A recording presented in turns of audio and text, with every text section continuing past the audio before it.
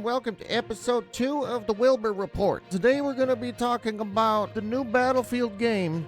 They're saying that it might be the largest Battlefield game in franchise history. In the same breath, though, they said that they are assembling the largest Battlefield team ever to take on Call of Duty. Now this brings me to my main point, which is Battlefield needs to stop trying to be Call of Duty, because we already have a Call of Duty. And I'm gonna be quite honest with you, it's kind of duty, and we don't need another one of the. I personally miss the old days of Battlefield Bad Company. This honestly, in my opinion, was the best Battlefield game, besides maybe Bad Company 2. Bad Company 2 might actually be the best one, I take that back, but I really enjoyed the introduction to the whole Bad Company team that they did in the first game. The big thing that put this game different from the other Battlefield games is that it had a massive single-player campaign with characters and voice actors and animations, and the whole thing that was, it made it feel like it was almost a TV show. I don't know how else to describe it. It was so good. And then they basically stopped doing that with Battlefield and started chasing live service multiplayer. And it's not the same. It doesn't have the same feel. In fact, in Battlefield 2042, they completely axed the single player story, leaving it to be a very confusing Battlefield that was in the near future but had sci-fi stuff. I have no idea why anyone was fighting. Does anyone know what was going on in that game?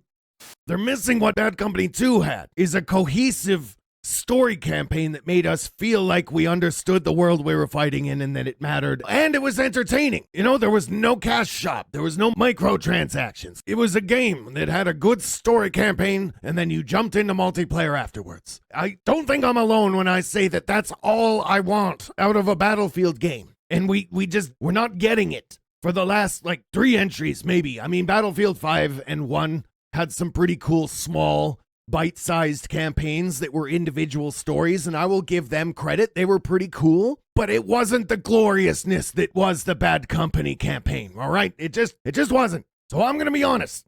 If this new Battlefield, they say is the largest Battlefield team, creating a new live service to compete with Call of Duty, if it doesn't have a good story campaign, I'm just gonna pass it up, because I barely even played 2042 because the multiplayer was buttholes.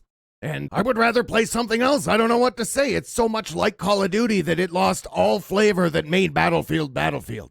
And if you're going to continue in that fashion, this guy's not interested. I don't want to do that anymore. That's my rant on Battlefield. There's also one thing that I probably shouldn't mention, but I wanted to mention. We all know that Boeing has been having trouble with their aircraft, so much so that there have been allegations, which I will not repeat because the last 2 people to repeat them are no longer on this planet. Nothing to do with Boeing, allegedly.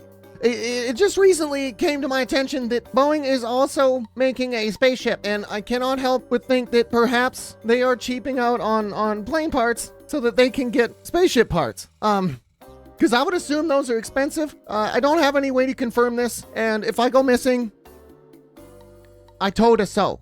And now lastly, some dude in Toronto broke into a building and ate a bunch of food, burglarized it, and then apparently accidentally photocopied his face. I don't know how this happens. Either he did it on purpose, or I don't know. They caught him because there was a photocopy of his face. That's how they caught him. I don't know if he has to go on the boomer list, but maybe.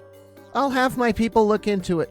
Thank you for watching the Wilber Report for today. Thanks. Have you seen